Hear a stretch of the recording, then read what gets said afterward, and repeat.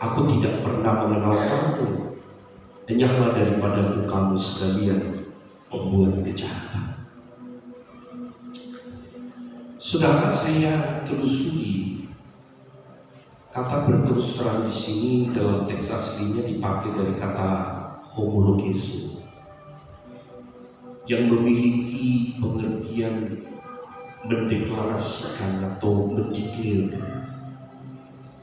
atau memberi pernyataan resmi,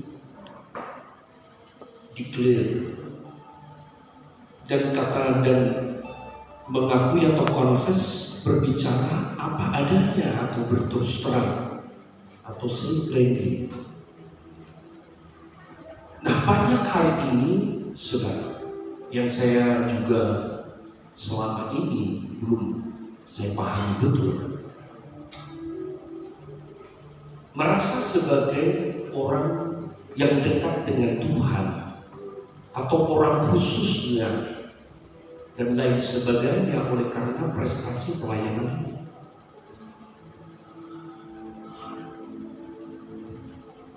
Tetapi suatu hari nanti saudara, Tuhan akan mendeklarasikan siapa yang menjadi sahabat dekatnya sebenarnya, dia atau bukan.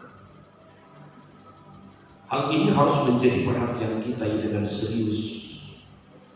Apakah dalam pengumuman atau deklarasi ilahi nanti nama kita juga disebut dan termasuk orang-orang yang tertulis dalam kitab kehidupan itu?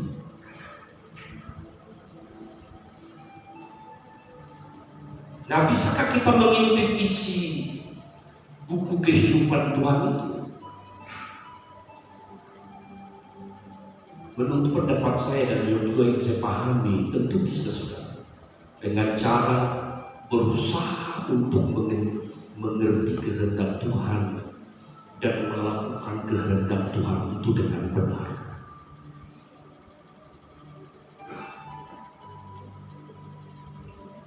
Sehingga keselamatan bukan lagi saudaraku jadi gambling atau spekulasi, tetapi sebuah kepastian. Karena kalau ditanya semua orang Kristen kalau mati masuk surga, ini dengan yakin 100% pasti masuk surga. Mau siapapun, bahkan dalam penguburan orang-orang Kristen itu pendeta sudah juga langsung memberi seperti sertifikat dia sudah ada di sisi Tuhan. Benarkah begitu? Dan mungkin saudara berkata itu kan kedaulatan Tuhan. Yes. Kedaulatan Tuhan itu pun saudara terbukti dari seseorang yang percaya kepada Yesus Kristus melakukan kehendak Bapa. Kehendak Bapa itu apa sih? Segala sesuatu yang tepat dengan pikiran dan perasaannya itu kehendak Bapa. Dan yang melakukan dengan sempurna kehendak Bapa itu yaitu anaknya Yesus Kristus Tuhan kita, tidak meleset sedikit. Sampai Bapa berkata, inilah anak yang kukasihi dan kepadanya aku berkenan. Dan bukankah orang yang percaya kepada Yesus itu juga harus meniru-nirunya? Juru selamatnya harus hidup seperti dia hidup. Dari kata percaya, dari kata pistemu, kata kerjanya itu menyerahkan hidup kepada objek yang dikasihi untuk dibentuk. Setiap orang percaya mesti jadi murid wajib berubah. Jadi kehidupan kekristenan itu saudaraku yang kekasih menjadi tidak mudah dan rumit, dan memang seperti itu pada awalnya. Kekristenan itu mahal. Jangan karena Yesus sudah mati menebus dosa manusia kita jadi menggampangkan. Nah, makanya saudaraku, apa yang ditulis oleh Yohanes 1 Yohanes pasal 2 ayat yang ke-6 itu, barang siapa mengatakan bahwa ia ada di dalam dia, ia wajib hidup sama seperti Kristus telah hidup. Wajib hidup sama seperti Kristus telah hidup. Nah, kata wajib di sini kan saudara, selain membangkang tidak ada pilihan lain. Kehendak Bapa kepada setiap orang yang percaya seperti Yesus Kristus dikehendaki.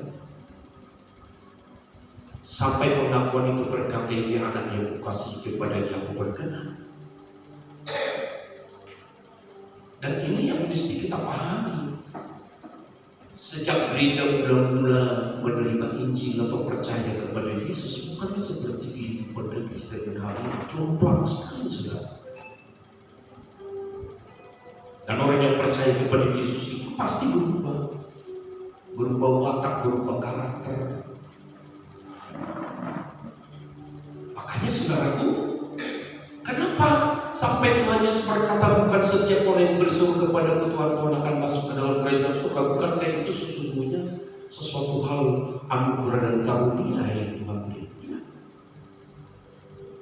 Sehingga orang akan merasa berprestasi nanti di takhta pengadilan Kristus. 2 Korintus pasal yang kelima ayat 9-10 itu. Bukankah kami telah bernubuat namamu, mengusir setan demi namamu, mengadakan mujizat demi namamu? Yesus akan berkata nanti, pada waktu itu aku akan berterus terang. Belum sekarang. Mesti ini harus menjadi pertimbangan bagi kita. Karena Tuhan sekarang ini belum berterus terang di saat kita melakukan dosa atau meleset dan langsung digampar, dipukul, dihajar. Ya, orang saudara seperti orang. Coba saudara lihat di sana memaki-maki Tuhan Yesus, nggak langsung datang halilintar menyambar. Yesus masih beri kesempatan dengan sabarnya sampai kau berubah, bertobat dan serius. Mengusir setan demi namamu, bukankah ini satu prestasi pelayanan hamba Tuhan? Tahun 2002 saudara, kenapa? Waktu saya datang ke Medan, buka pelayanan di Simpang Raya. Lalu dalam 6 bulan itu kita sudah baru dihadiri kurang lebih 2.000 orang. Ada pelayanan pelepasan, kesembuhan ilahi dan lain-lain. Ini saudara, si Regan ini Francis itu sama-sama. Dia tahu itu meledaknya oleh karena karunia itu. Benar saudara. Dulu kita bangga dengan itu dan prestasi rasanya hebat. Dan pada tahun-tahun itu ya sepanjang tahun 2002 sampai 2000 apa ini? Kurang lebih 5 tahun yang lalu. Saya kira saya gereja nomor 2 terbesar dari BBU selain Pak Bambang Yona. Oh, itu prestasi Pak, prestisius. Dan kita merasa bangga dengan pelayanan itu, kita dipakai Tuhan, hebat, luar biasa. Tapi semakin saya memahami dan mengerti ini saudara, rupanya banyak orang melakukan pelayanan itu tanpa kehendak Tuhan, unauthorized. Gak semua diotorisasikan Tuhan kepada kita, dan kita tidak melakukan semua pelayanan itu sesuai dengan otorisasi Tuhan. Kenapa sampai berkata begitu? Aku akan berterus terang, I never knew you. Kata berterus terang di situ, saudara punya kekasih. Kata homologeo itu berbicara, mendeklar betapa barunya orang jika di hadapan Kristus nanti sebagai Raja Hakim. Mengatakan itu kepada kita, padahal di bumi ini kita berprestasi dan dihormati banyak orang. Aku tidak pernah kenal engkau, hai kau pembuat kejahatan. Itu katanya kontradiktif, saudara. Dan prestasi pelayanan dengan membuat kejahatan, kata kejahatan di situ kan dari kata anomil, artinya tak berhukum. Kamu melakukan sesuatu atas perintah atau otorisasi yang dibuat. Jadi saudara, ini harus membuat kita mesti serius dan menyadari apa yang Tuhan otorisasikan untuk kita layani sebagai Tuhan, sebagai pendeta. Senang kalau jemaat banyak. Oh senang, pendeta paling senang kalau jemaat banyak karena kolektifnya banyak, berbuat banyak. Tetapi sungguhkah Tuhan bermaksud seperti itu? Makanya sekarang saya lagi kuliah, saya lagi mulai menulis disertasi soal dari sinful nature to divine nature. Bagaimana seseorang sebenarnya pada tingkat sudah tidak mungkin atau sudah tidak mungkin tidak selamat, sampai orang sampai tidak bisa berbuat dosa. Mana mungkin kita tidak bisa berbuat dosa? Yesus katakan tidak ada mustahil bagi Tuhan. Yesus berbicara tidak ada yang mustahil bagi Allah itu dalam konteks keselamatan, bukan dalam konteks mujizat. I never knew you. Kau melakukan semua pelayanan itu sesuai keinginanmu, kehendakmu, bukan kehendakku.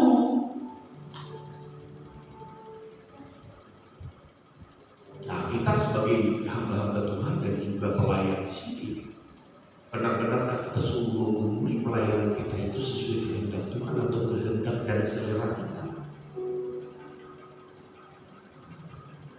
Sehingga gereja kita buka sebagai ajang cari nafkah, supaya kita bisa disejajarkan dengan yang lain. Kalau soal makan dan minum, saya kira kita tidak kurang makan dan minum. Padahal Paulus lebih mencapai itu berkata, salah makan minum pakai cukup. Cuman kita mau dihormati, dianggap berprestasi, punya ini, punya itu, supaya dihargai manusia. Dan kita itu masih senang dan pingin dan gila dihormati manusia. Kok kita tidak rindu dihormati Allah? Nah, yang dihormati seperti Yesus. Ini anak yang kukasihi kepadanya aku berkenan. Matius 3 ayat 17 dan ayat 27. Dan dengarkan dia.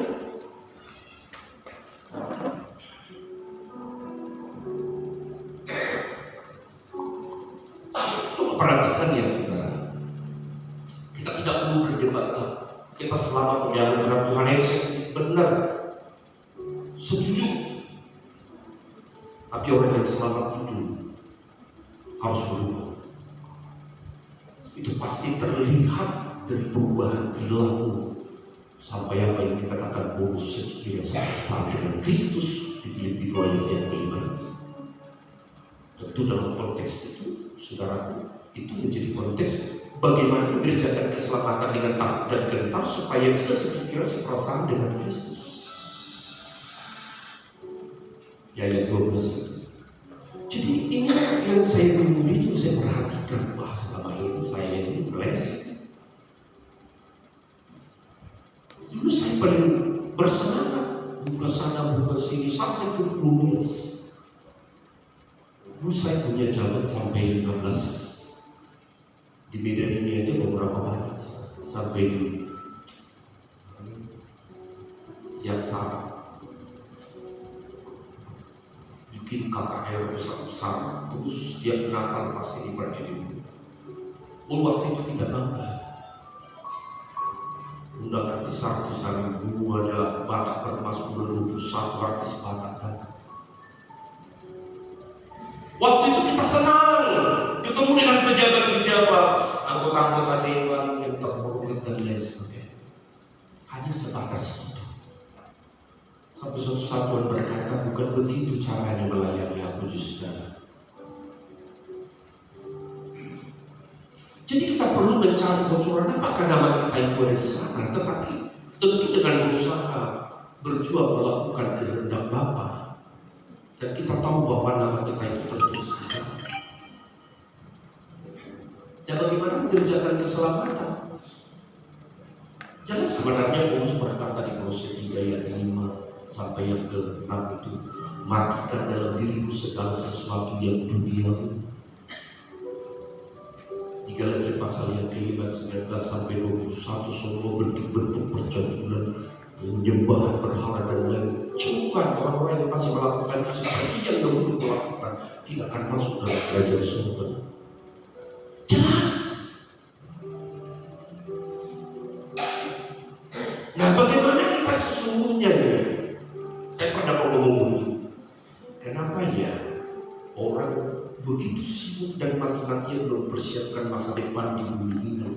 Hanya umur 70-80 tahun.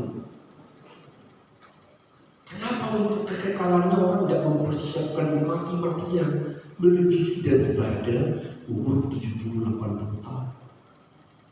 Saya sekarang 57 tahun, sudah banyak yang kurang lengkap. Saya sport tiap hari. Saya sport, saya jaga makan. Tapi sudah banyak terbatas. Sudah periksa ada kolesterol. Kadang-kadang saya sudah pernah kateter, ada penyumbatan jantung 30%, tapi belum perlu diri. Kenapa? Itu akumulasi dari pola makan dan pola hidup waktu kita kecil. Setelah 40, 45, 50 tahun kita tua ya. Jangan salahkan, mujizat Allah masih ada, yes, tapi you mesti bertanggung jawab juga menjaga kesehatan. Itu mesti serius. Itu tanggung jawab kita. Nah, selama ini kan yang saya lakukan, yang sakit maju ke depan, bagus, aku percaya mujizat Allah. Semua percaya. Tidak ada yang mustahil bagi Allah. Oh iya, tidak perlu kita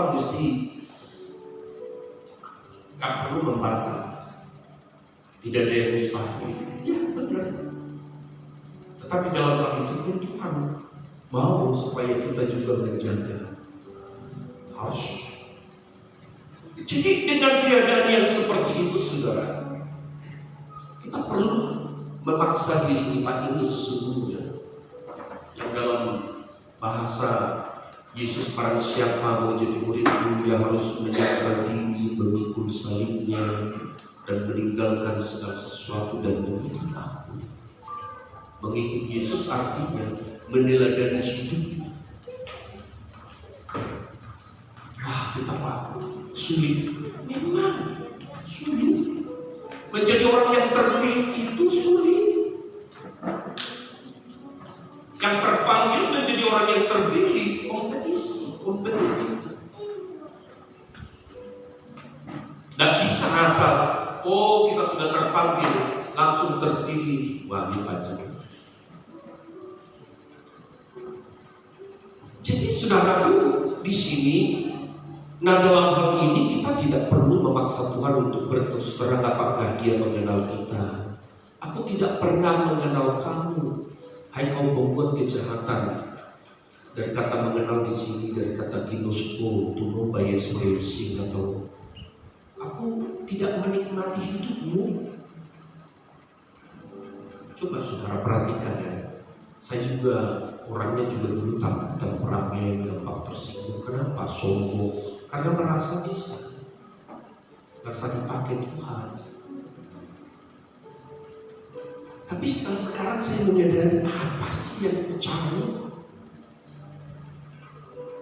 Benar, saudara. Dulu kita kejar itu, dulu kan pada zaman itu ya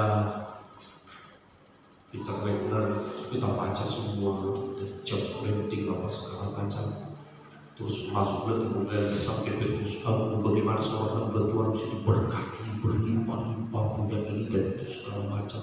Karena itu masih diukur dunia sebagai keberhasilan. Kita punya ini, punya itu, nikmati itu. Sekarang nikmati cuma segitu. Lekarnya cuma 5 senti dari ujung lidah ini kalau makan. Setelah dari sini ke sini bisa jadi penyakit. Apa sih yang nikmat sih? Memiliki harta banyak. Waktu Joni Pardidi meninggal, saya pergi ke situ, saya tanya itu peti matinya berapa? Tidak sampai 50 juta. Hartanya ratusan miliar. Dia bawa apa sih? Nikmatnya kaya itu apa sih? Dulu saudara, waktu kami masih di Jakarta, mertua saya paling tua meninggal, Jenderal Barani Panggabean. Dulu saya pikir dulu kalau di Kalimantan itu khusus kelas jenderal sini, di sini kopral dan lain. Enggak. Dikubur di samping kopral, Pak. Terus saya bilang sama Bang Lulu, Bang, ini kenapa? Supaya dia kawal. Rupanya jenderal juga dikawal juga waktu itu. Dia bercanda. Maksud saya, kemuliaannya di mana? Setelah mati siapa sih yang mau temani lama-lama? Kebanggaannya semasa hidup seperti itu semua.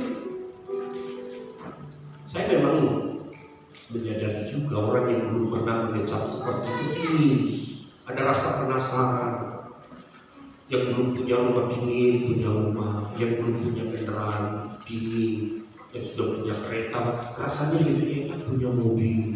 Dan memang rasa penasaran seperti itu dipakai iblis juga, saudara. Saya tidak katakan semua salah, tapi itu membuat kita jadi tergoda, jadi tidak sesuai dengan apa yang dikehendaki Bapa di sana.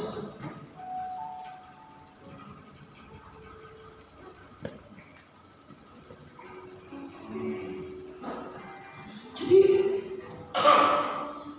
dengan hal ini kita mesti sungguh-sungguh serius memperkarakan ini di hadapan Tuhan. Karena apalagi usia kita yang tiba-tiba yang jarang kontrol kesehatannya, tiba-tiba bisa jantungnya berhenti berdetak, belum karena umur, bisa saja. Nah, kalau kita berhenti dan mempersiapkan hari kematian kita dengan benar seperti mempersiapkan masa depan di bumi ini, baik. Kenapa nggak bijaksana seperti itu? Berapa banyak orang Kristen yang mempersiapkan hari kematiannya atau mempersiapkan kekekalannya dengan serius, membenahi hidupnya, mengubah pola berpikirnya, berpikiran berkarakter seperti Kristus. Dan ini kehidupan yang menurut saya, itulah kekristenan yang sesungguhnya. Makanya waktu Kristen mula-mula itu makin hari makin bertambah-tambah dan mereka makin disenangi banyak orang. Nah, ini menjadi koreksi buat saya. Makanya saya ini suka bertambah banyak ya, menyendiri di rumah, merenungkan ini. Ini Injil yang sesungguhnya. Injil yang sekarang ini, saudaraku, yang kita bisa dengar dan simplifikasi. Coba di situ. Ya, saya tidak katakan ini sombong amat, ini pendeta. Terserah bagaimana penilaian saudara itu. Buat saya, coba salahkan. Motivasi melayani Tuhan itu apa? Benar-benar kan dari jiwa dimenangkan untuk diubah menjadi seperti Yesus. Terus hari ini Tuhan belum mendeklarasikan siapa umat yang terdiri dan yang tidak. Dan Tuhan belum berterus terang. Mengapa saudara? Sebab Tuhan menghendaki agar setiap orang percaya itu juga diberi kesempatan memeriksa dirinya itu dengan benar. Secara benar. Tentu Tuhan menghendaki orang percaya mengenali dirinya dengan benar. Seperti Tuhan mengenali diri kita sendiri. Jadi dalam hal ini saudara, seseorang harus berusaha untuk mengerti, bisa mengerti apa yang dirasakan oleh Tuhan itu sendiri. Makanya Paulus berkata, sepikiran, seperasaan dengan Kristus. Nah, saudara-saudara, ini harus menjadi penilaian tersendiri dan sekaligus perenungan kita, supaya kita ini masih punya kesempatan, jangan terlambat. Karena banyak orang over confidence ya, pede banget masuk surga. Sebenarnya kita tahu loh saudara, pasti ada Pasti ada tanda-tanda, nggak mungkin. Karena Tuhan itu kan memberi kita juga neshama atau nurani. Pasti dong. Makanya saya bilang begini, saya ya lumayan sering lah, bukan karena anak saya di sana, jadi lumayan sering lah kebayangnya. Lihat kehidupan orang Bali ini, kok jomplang banget dengan kehidupan orang Kristen ya. Sekarang ini kan dulu ya, sebelum banyak pendatang masuk ke situ, bahkan beberapa itu taruh sepeda motor di depan, di pinggir jalan, di parkir sama kucingnya nempel di situ. Mau seminggu udah. Coba di mata lain, jangankan di pinggir jalan, dari dalam pun dia Kristen lagi itu. Idealnya orang Kristen mestinya tidak ada di penjara kecuali karena Yesus Kristus. Idealnya begitu. Nah, kita katakan kita bertuhan, orang sana kita katakan menyembah berhala, menyembah patung. Kok perilakunya jauh melebihi kita yang mengenal kebenaran? Coba ya, saya pendeta lah. Saya tahun 1989 saya sudah pendeta. Dulu saya di Yayasan Lama di bawah Onho. Sekarang saya sudah 34 tahun jadi pendeta. Saya sudah melihat watak-watak karakter dan termasuk saya. Galaknya bukan main, gampang tersinggung, sombong. Kok tidak ada jilid gimana jemaatmu? Kan kita memberi impartasi kepada mereka. Yang kita tularkan itu kan roh. Garamnya, mata duitannya.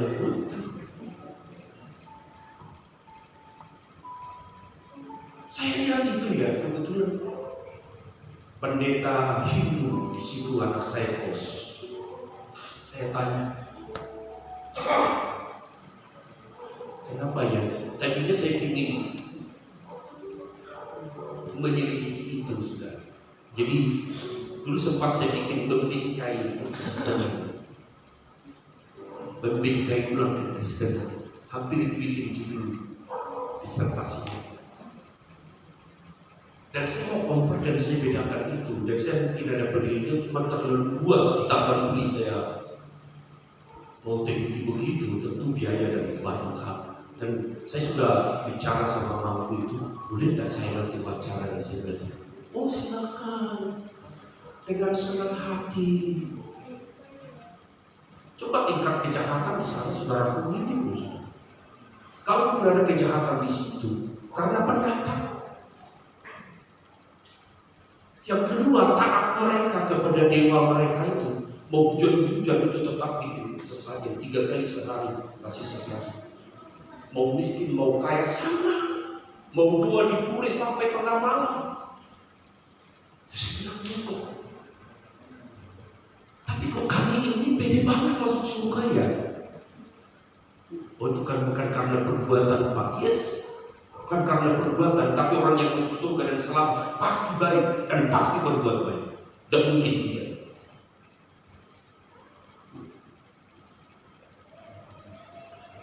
Jadi saya ini ikut.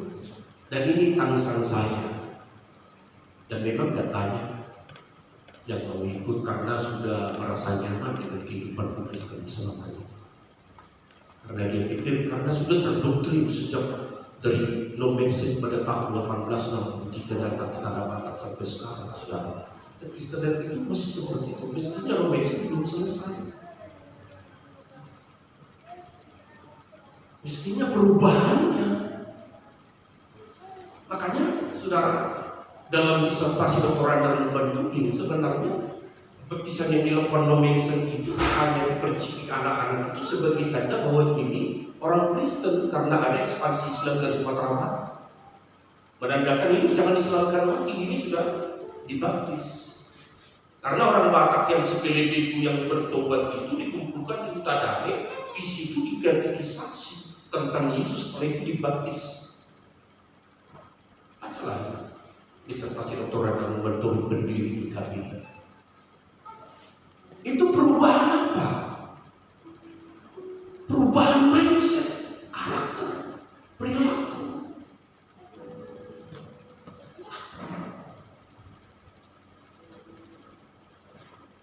Jadi dalam hal ini seorang harus berusaha untuk mengerti apa yang dirasakan Tuhan. Jadi kita harus berusaha bagaimana penilaian Tuhan terhadap kita. Apakah kita memuaskan hatinya selama kita hidup di bumi ini 70-80 tahun. Soal harta itu relatif ya. Karena harta tidak membuat seseorang bahagia. Cuma dia aja. Ada lagu Batak, sorry saya. Nanti kamu sudah naik di hamagoan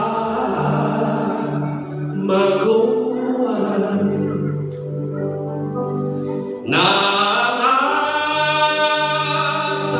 sagabi tua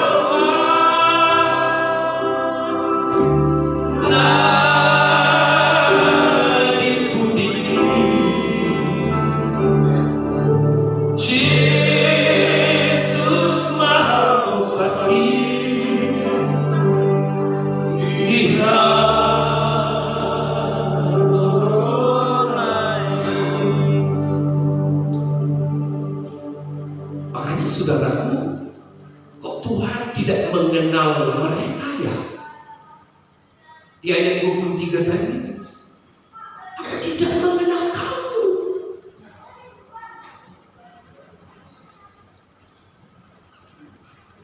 Itu dikatakan mengenal Gnosco, kan ada mengenal, ada blevo, ada berapa, ada 3 macam. Aku tidak mengenal kamu. Nah, kata mengenal di sini dari Gnosco ini, aku tidak menikmati hidup. Aku tidak melihat, aku nggak merasakan kamu ada di dalam aku. Kamu bekerja sesuai dengan keinginanmu, rencanamu, bukan rencana.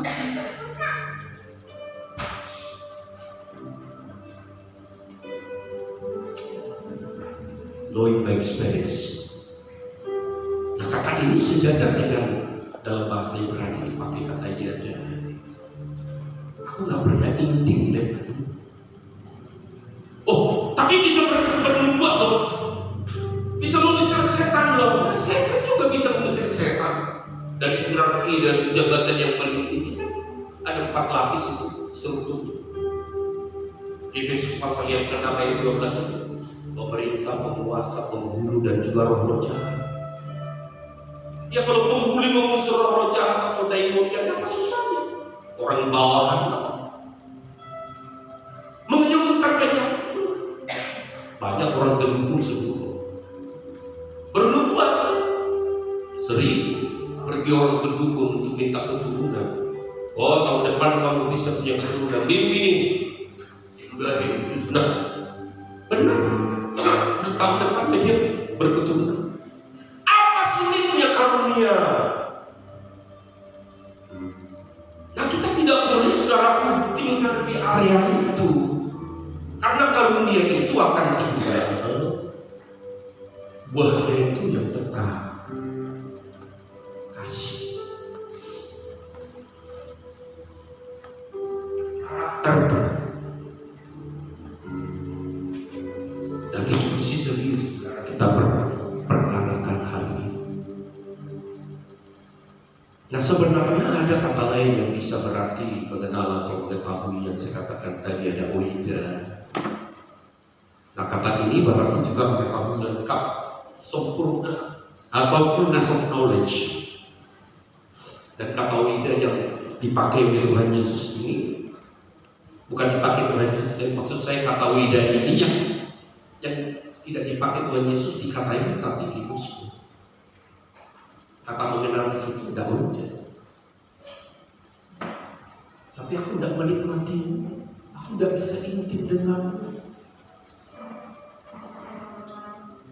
Makanya dulu ya, yang lagunya siapa itu? Disi. Di hadapan hadiratmu yang Bapa, ku datang dengan penuh kerinduan. Di hadapan hadiratmu ya Bapa, segala keangkuhanku hilang.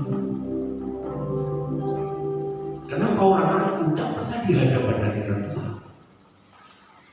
Coba lihat orang yang banyak berdoa, banyak di hadirat Tuhan, dan semua tidak ada ampun. Ku sembahkan ya Bapa, ku sembahkan ya Tuhan, ku tinggikan nama-Mu Yesus dalam hidupku selalu. Bukan ditinggikan di gereja-gereja, tapi di marketplace setiap hari, ucapan, tindakan, perbuatan kita. Itu penyembahan yang menyenangkan Tuhan. Dari kata Titus, memberi nilai tinggi kepada Tuhan setiap hari, sampai kita bisa menjadi sesuatu yang terbuka, jadi garam dan terang. Dari mana? Kok bisa ya ini orang baru ya? Kok kelakuannya lebih baik ya? Mestinya orang akan mengenal Yesus lewat perilaku kehidupan orang Kristen. Dan ini mesti kita tangisi sekarang. Mestinya kalau sungguh-sungguh seperti ini gak ada ribut, karena dia sibuk membenahi hidupnya. Sampai sekarang ini aku belum menjadi seperti Yesus. Beriku kesempatan di sisa waktuku, Kau ubahkan satu yang ku perlu.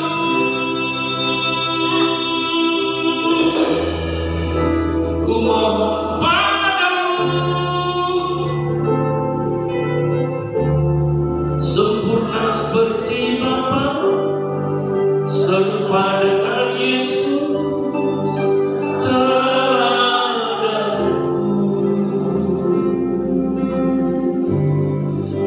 Betapa rinduku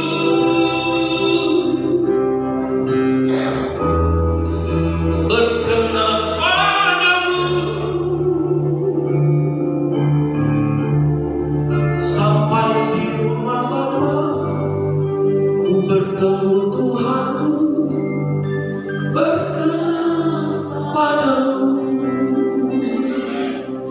Jadi saudara ini yang terakhir, dengan demikian kalimat aku tidak kenal kamu artinya bahwa Tuhan tidak menikmati orang tersebut sekalipun berbuat unsur setan.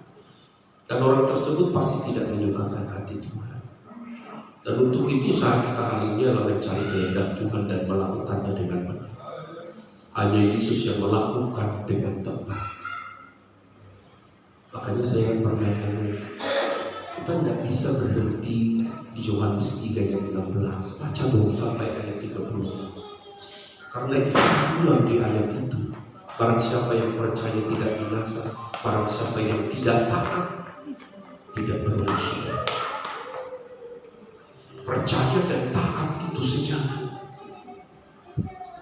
Dan itu mesti serius membuka kita semua. Tuhan memberkati, mohon maaf kalau ada di antara saudara yang kurang senang. Tapi saya kira firman Allah akan memberkati kita. Amin. Mari kita bangkit berdiri. Mataku tertuju padamu,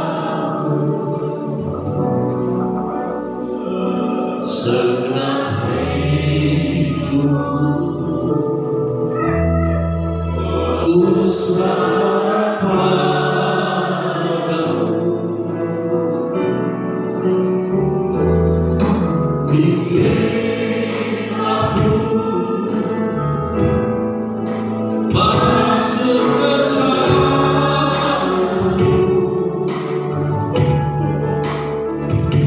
untuk membesarkan Raja-Mu. Maka tuju padamu Tuhan, tertuju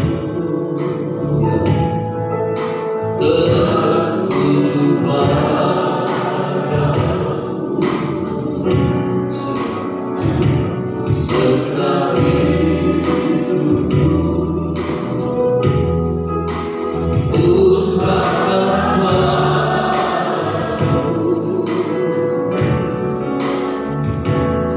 Bimbing aku masuk ke jalan-Mu, untuk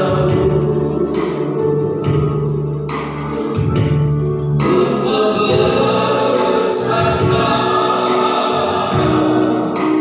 Raja-Mu. Ku mau mengikuti kehendak-Mu yang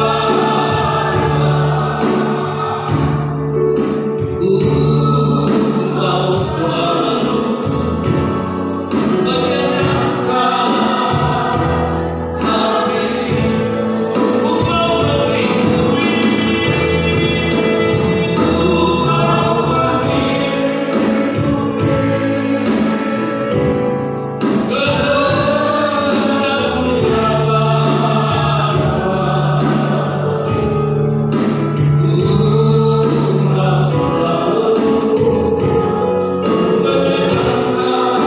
kehendak-Mu ya Bapa.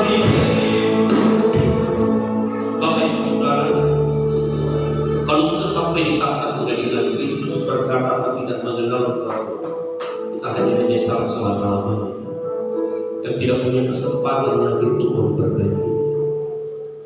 Hari-hari ini kita menyesal. Hari saat ini selama kita masih hidup di bumi ini kita menyesal juga. Karena belum melakukan kehendak Bapa tepat seperti yang diotorisasikan. Malam hari ini sebagai kesempatan mari kita berkata hati, perkarakan diri kepada Tuhan dan hadapkan diri kepada Tuhan.